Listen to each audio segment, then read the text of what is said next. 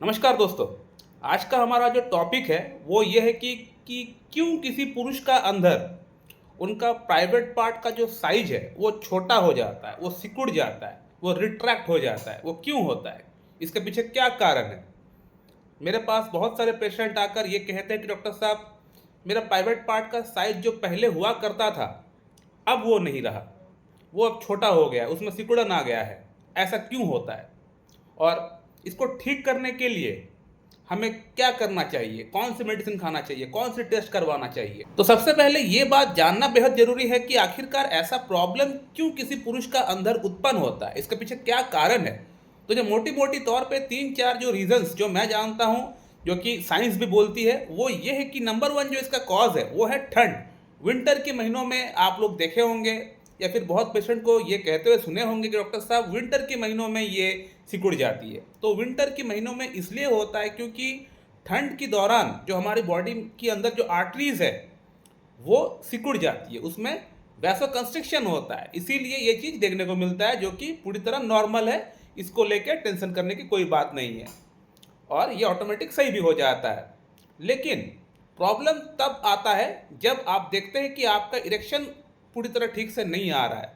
अगर आपको पूरी तरह ठीक से नहीं आ रहा है, दैट मीन्स आपको अंदर से कुछ ना कुछ प्रॉब्लम है, यानी आपका जो प्राइवेट पार्ट है वो अंदर की तरफ धस रहा है, घुस रहा है। यानी इरेक्शन प्रॉपरली ना होने के कारण से जो मसल्स, जो नस है, वो ठीक से उसके अंदर एक जो फैलाव जो होना चाहिए वो ठीक से फैलाव नहीं हो पा रहा है, उसके कारण से ये चीज़ हो रहा है। नंबर टू जो रीज़न है वो ये है कि due to lack of erection.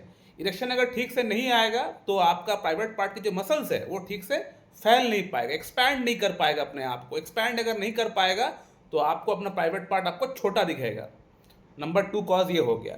Number third जो रीज़न है वो है स्ट्रेस। ऐसे बहुत सारे लोग हैं जो कि छोटी छोटी बात को लेकर बहुत ज़्यादा सोचते हैं, उनके अंदर पैनिक अटैक जैसी कंडीशन हो जाता है, पैल्पिटेशन होता है, घबराहट होता है। तो इन लोगों के अंदर अक्सर ये चीज़ देखी जाती है और इन लोगों के अंदर ये प्रॉब्लम भी पाई जाती है अक्सर कि उनका प्राइवेट पार्ट जो है वो सिकुड़ गया है, छोटा हो गया है। वो क्यों होता है? वो इसलिए होता है, टेंशन में है पेशेंट, घबराहट उसको हो रहा है, बेचैनी उसको हो रहा है, पैल्पिटेशन उसको हो रहा है, हार्ट बीट उसका तेज हो गया है। तो जब भी ऐसा कंडीशन किसी का अंदर डेवलप होता है तो आप देखे होंगे कि आपका हाथ पैर कांपता है, आपका हाथ पैर में पसीना आता है, आपका आंख के सामने धुंधलापन आपको दिख सकता है, आपको थोड़ी बहुत चक्कर भी आपको आ सकता है, या फिर आपका प्राइवेट पार्ट के अंदर सिकुड़न आना स्टार्ट हो जाता है। तो ये क्यों होता है? ऐसा इसलिए होता है क्योंकि आपका बॉडी से, जब भी आपका बॉडी अपने आप को इमरजेंसी वाली कंडीशन में पाएगा तो वो एक हार्मोन को रिलीज करता है, उसका नाम है एड्रेनलिन। ये एड्रिनल ग्लैंड से निकलता है, उसका नाम है एड्रेनलिन।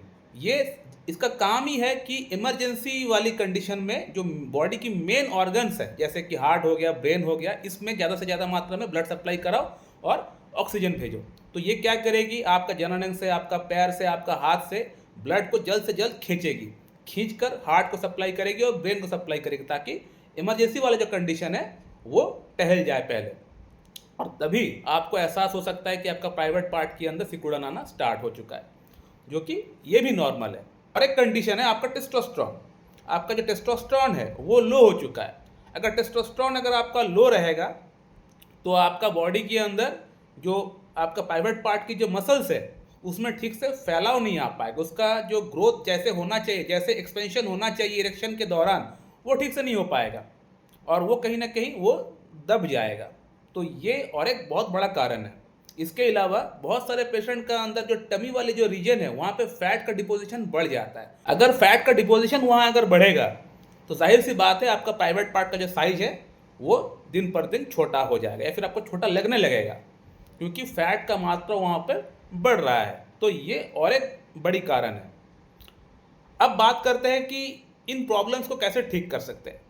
तो देखिए, अब सबसे पहले बात करते हैं कि किसी का लाइफ में ये कभी कभी होता है, जैसे कि जब भी स्ट्रेस बढ़ जाता है या फिर विंटर के महीनों में ये चीज़ होता है जो मैंने बताया, तो ये नॉर्मल है। इन लोगों को ट्रीटमेंट कराने की कोई दरकार नहीं है या फिर कोई मेडिसिन खाने की दरकार नहीं है। अगर चाहे तो अश्वगंधा मतलब टिंचर जो मेडिसिन है 5-5 बूंद सुबह शाम हाफ कप पानी मिला के ले सकते हैं। कम से कम 3-4 महीने लिए, उसके बाद 3-4 महीने स्टॉप कर दिए, फिर 3-4 महीने लिए, ये चल सकता है, ये ले सकते हैं आप।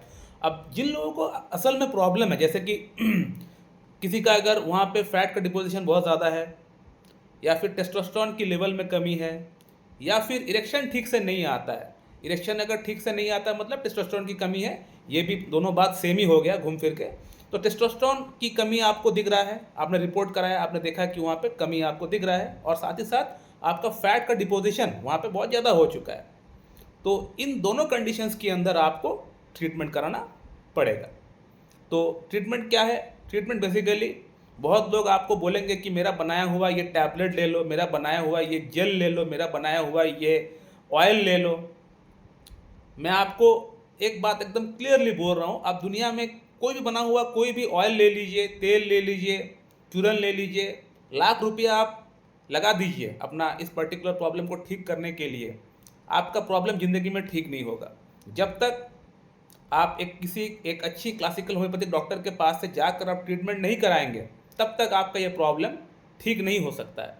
ये प्रॉब्लम ठीक तभी हो सकता है जब आप किसी एक अच्छी क्लासिकल होम्योपैथिक डॉक्टर के पास से जाकर उनके सामने बैठकर उनको केस टेकिंग देकर जब आप अपना कॉन्स्टिट्यूशनल ट्रीटमेंट जब अपना स्टार्ट करेंगे, तभी आपका ये प्रॉब्लम ठीक हो सकता है। अदरवाइज ये प्रॉब्लम ठीक नहीं हो सकता है। किसी का बनाया हुआ कोई ऑयल से, किसी का बनाया हुआ कोई चूरन से, किसी का बनाया हुआ कोई टैबलेट से ये प्रॉब्लम ठीक नहीं होगा। मसाज आप कर सकते हैं, लेकिन उसके लिए आप घर में जो नारियल तेल आता है उसी से आप कर सकते हैं। इसके लिए किसी के पास जाकर आपको कोई तेल खरीदने की कोई दरकार नहीं है। कॉन्स्टिट्यूशनल ट्रीटमेंट आप करिए, साथ ही साथ आप अपना लाइफस्टाइल में फोकस करिए। फैट का डिपोजिशन अगर बढ़ा हुआ है तो उसको कम करिए। उसको कम करने के लिए आपको इंटरमिटेंट फास्टिंग करना पड़ेगा। जो शाम का खाना है वो शाम 7 बजे तक कंप्लीट करिए, अगला दिन सुबह 9 बजे 10 बजे आप ब्रेकफास्ट करिए। यानी 14-15 आवर्स का आपका अंदर ये फास्टिंग का जो टाइम है ये चलना चाहिए, तभी जाकर आपका फैट का बर्निंग होगा और आपका बॉडी के अंदर जो फैट जो बढ़ चुका है वो कम होगा। और साथ ही साथ आपको फास्ट फूड वगैरह नहीं खाना है, बहुत ज़्यादा ऑयल का इस्तेमाल नहीं करना है। ये सब जो मैं बोल रहा हूँ ये आपको वो लोग नहीं बोलेंगे जो अपना प्रोडक्ट सेल करने के लिए जो लोग वीडियो बनाते हैं। मैं जो आप लोगों को बोल रहा हूँ जेन्युइन बात बोल रहा हूँ। मैं आपको ये भी नहीं बोलूँगा कि आप मेरे पास ही ट्रीटमेंट कराइए। आपको जहाँ भी अच्छा लगता है, जिस भी डॉक्टर को आपको पसंद है, आप वहाँ पर जाके ट्रीटमेंट कराइए। आपका लोकल शहर में अगर आपको पता है कि ये डॉक्टर साहब बहुत अच्छे हैं, सिंगल मेडिसिन देते हैं, कॉन्स्टिट्यूशनल ट्रीटमेंट करते हैं, तो बेशक उनके पास आप जाकर ट्रीटमेंट कराइए, आप ठीक हो जाएंगे। लेकिन किसी का बनाया हुआ कोई चूरन, कोई टैबलेट, कोई ऑयल, कोई चटनी खाने से आपका प्रॉब्लम ठीक नहीं होगा। इवन कि मेरा खुद का बनाया हुआ जो टैबलेट है, सिर्फ अगर आप उसको इस्तेमाल करेंगे तो भी आपका प्रॉब्लम ठीक नहीं हो पाएगा। हो सकता है आपको इनिशियल फेज में थोड़ी बहुत आपको इम्प्रूवमेंट आपको दिख जाए, लेकिन आपका प्रॉब्लम पूरी तरह ठीक नहीं हो पाएगा। जेल जो मेरा खुद का बनाया हुआ है वो भी मैं किसी को बोलता नहीं हूँ कि आप मेरा बनाया हुआ जेल ले लीजिए, टैबलेट ले लीजिए। अगर कोई पेशेंट बोलता है कि डॉक्टर साहब आपका बनाया हुआ जो जेल है मुझे दे दीजिए, मैं मसाज करना चाहता हूँ, तो हाँ लीजिए, आप ले सकते हैं। आपका बनाया हुआ जो टैबलेट है मुझे दे दीजिए, मुझे चाहिए, मुझे थोड़ा फास्ट इंप्रूवमेंट की दरकार है, हाँ ले लीजिए, ले सकते हैं, अच्छा मेडिसिन है। लेकिन आपको ट्रीटमेंट का साथ लेना पड़ेगा। आप ट्रीटमेंट नहीं लेंगे, सिर्फ सोचेंगे टैबलेट लूँगा, जेल लूँगा, प्रॉब्लम ठीक नहीं होगा आपका। भले आप टैबलेट ना ले, जेल ना ले, लेकिन आप ट्रीटमेंट लें। ट्रीटमेंट से ही आपका प्रॉब्लम ठीक होगा। भले ही थोड़ा सा वो आहिस्ता आहिस्ता प्रॉब्लम में इंप्रूवमेंट आए, जल्दी इंप्रूवमेंट ना आए, लेकिन फिर भी आपका प्रॉब्लम ठीक हो जाएगा। सो माय डियर फ्रेंड, मैं इस वीडियो को ही पेंट करता हूँ। और आप लोग का मन में कोई प्रश्न है तो आप लोग कर सकते हो, उसका आंसर मैं आप लोग को दे दूंगा। So thank you very much and have a good day.